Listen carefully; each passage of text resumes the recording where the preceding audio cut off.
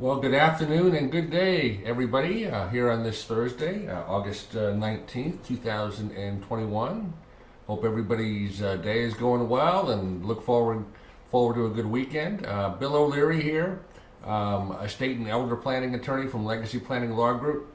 And I'm here coming live as part of Thirsty Thursday. It's a series we call Thirsty Thursday, where every Thursday at about this time, what I do is I think of a topic throughout the week that might be of interest to people, questions I get asked a lot, maybe things I see in the news, and then I go live and I talk about it.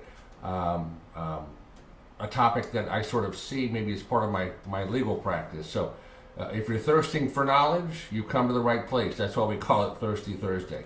So here's today's topic, and this does come up. In fact, I had a situation not too long ago. What does it mean to fund a trust, and why is it important? What does it mean to fund a trust, and why is it important? Look, funding a trust is the process of transferring ownership of your assets from you to your trust. So, in order to do this, physically you have to change the ownership, the titling from your individual name, or maybe your spouse's name, you and your spouse, the joint name, into the trust. And you'll also then, as part of this funding process, go about changing beneficiary designations to have those accounts paid to the trust at your death. So the proceeds from those accounts will flow into your trust when you die. So again, funding is the two ways to go about it, depending on the nature of the asset: retitling the asset into the trust, or keeping ownership outside. There may be certain asset protection reasons for doing that, especially for a married couple, but aligning that beneficiary designation with the trust so it's paid to the trust at death. Now, this funding process is important because, look, you've signed your trust, but you haven't yet changed the titling or beneficiary designations. Think of that as sort of phase 2 or step 2 of the process. And so if you've signed your trust, but you haven't done phase 2, then you're not going to avoid probate. And that's the principal reason why a revocable trust is put together, is to make sure your loved ones will not be stuck in probate. Look, your trust can only control those assets that you put in it or you have payable to it at your death. That's the only way a trust is going to work. Okay? So, hey, you can have a really great trust, but until you fund it, meaning you transfer the assets to it, it doesn't, the trust doesn't really control anything. So again, if your goal is to have a living trust in order so that your loved ones can avoid probate at your death and not interfere at all if while you're still alive but you become incapacitated and you don't want the court system to get involved, then you must fund your trust now while you're able and healthy enough to do so. Now, some people are kind of surprised to learn that they aren't finished. They think, okay, well, once the lawyer puts the trust together and I'm there at that signing appointment, I sign everything, I'm done. Okay? But that's not true. Now, when you sign a will, I'm sure many of you have heard of a will, a last will and testament. When you sign a will, then that's all you have to do. You don't have to do that step 2 or phase 2 as you do with a trust. Why? Because with a will, the process of changing titles of your assets will occur at your death, after you die, and it's handled not by you, but by the probate court and the attorneys. Now, in contrast, when you fund your trust, you're changing titles now, so there'll be nothing for the court to need to do or the attorneys after you die or after you become incapacitated. So you take the time now at the front end to do this so your family doesn't have to pay attorneys and get involved with the court system later. Now, you're ultimately responsible for making sure your assets are transferred to your trust. But, a lot of the times when working with an attorney, you might transfer some, the attorney will transfer some. It's sort of a shared responsibility. I like to describe it to clients as, think of us as entering into a partnership. We're going to give you all the back end support, and we're going to tee you up on exactly what needs to be done, give you the verbiage if you're retitling an account or changing a beneficiary designation. But you go into the branch of the bank You can go into the branch just as easily as we can. In fact, a lot of times the branch wants to deal with the client directly, not the attorney. Now, when it comes to the real estate, the attorneys will handle that part of it, moving real estate into a trust. That involves preparing a new deed. And then a lot of times the attorney may give you some sample letters or instructions.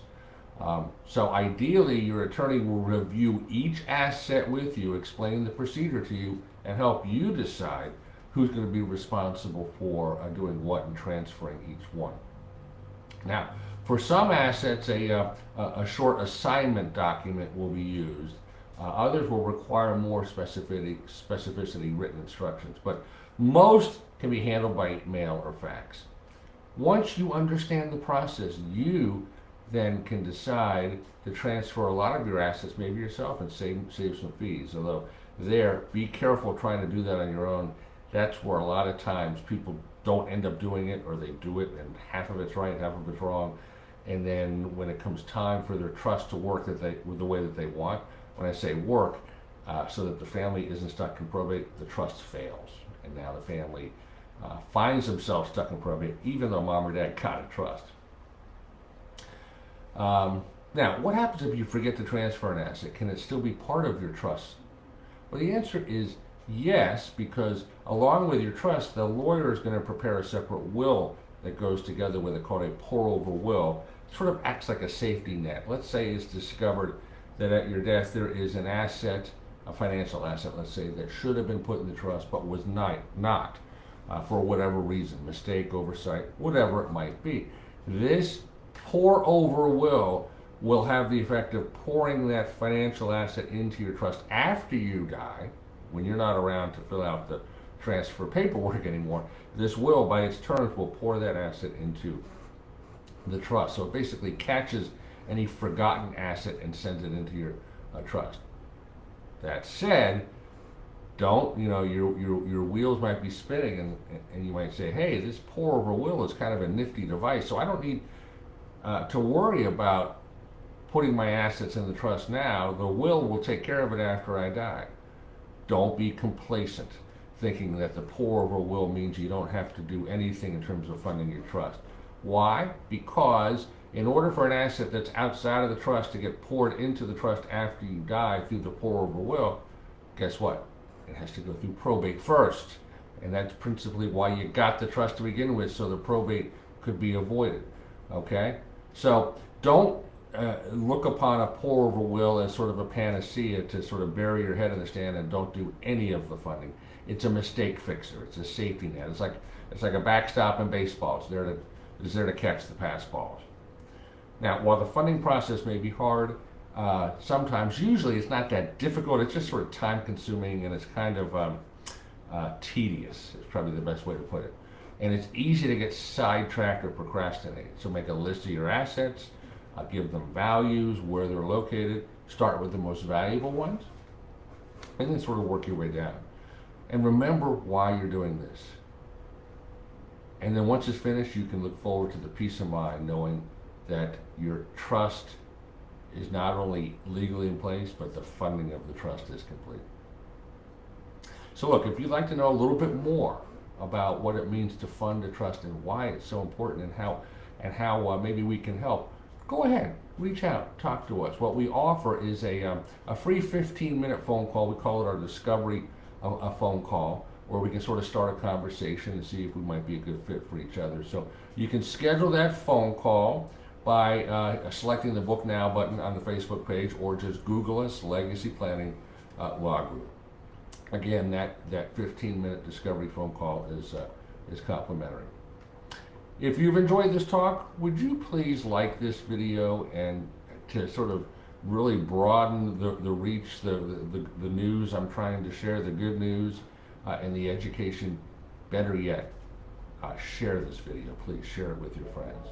So I hope you've enjoyed this talk. What does it mean to fund a trust, and why is it so important? I plan to give another Facebook Live talk again this Thursday at about this time as part of our Thirsty Thursday series. Same day and same time, different topic. So if you're thirsting for knowledge, we will quench your thirst. So Bill O'Leary signing off for now on behalf of everybody here at Team Legacy. Go make it a great day.